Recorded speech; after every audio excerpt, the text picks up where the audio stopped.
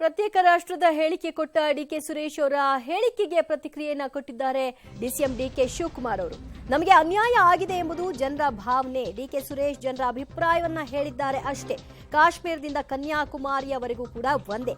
ಭಾರತ ಒಗ್ಗಟ್ಟು ಇರಬೇಕು, ನಾವೆಲ್ಲ ಭೂತಾಯಿ ಮಕ್ಕಳು. ಪ್ರತ್ಯೇಕ ರಾಷ್ಟ್ರ ಹೇಳಿಕೆ ಬಗ್ಗೆ ಡಿಸಿಎಂ ಡಿಕೆ ಶಿವಕುಮಾರ್ ಅವರ ಪ್ರತಿಕ್ರಿಯೆ ಇದು.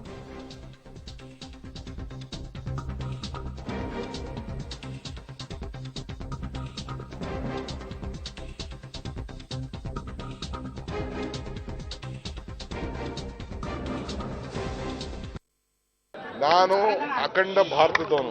ಅವರು ಜನರ ಅಭಿಪ್ರಾಯ ಹೇಳಿದಾರಷ್ಟೇ. ಜನ ಆ ರೀತಿ ಯೋಚನೆ ಮಾಡ್ತಾರೆ, ನಮ್ಮನ್ನ ಕಡೆಗಣಿಸ್ತಾ ಇದ್ದಾರೆ ಅಂತ. ನಾನು ಅಖಂಡ ಭಾರತದವನು, ಭಾರತ ಒಂದೇ. ಅದು ಅವರ ಜನರ ಭಾವನೆ, ಒಬ್ಬ ಏನ್ ನಮ್ಗೆ ಅನ್ಯಾಯ ಆಗಿದೆ ಅಂತ ತಿಳಿಸ್ತಾ ಇದ್ದಾರೆ ಅಷ್ಟೇ. ನಾನಂತೂ ಭಾರತ ಒಗ್ಗಟ್ಟಿರ್ಬೇಕು ಅಷ್ಟೇ. ಭಾರತ ಒಗ್ಗಟ್ಟಿರ್ಬೇಕು, ನಾವೆಲ್ಲ ಭೂತಾಯಿ ಮಕ್ಕಳು. ಕಾಶ್ಮೀರಿಂದ ಕನ್ಯಾಕುಮಾರಿವರೆಗೂ ಒಂದೇ.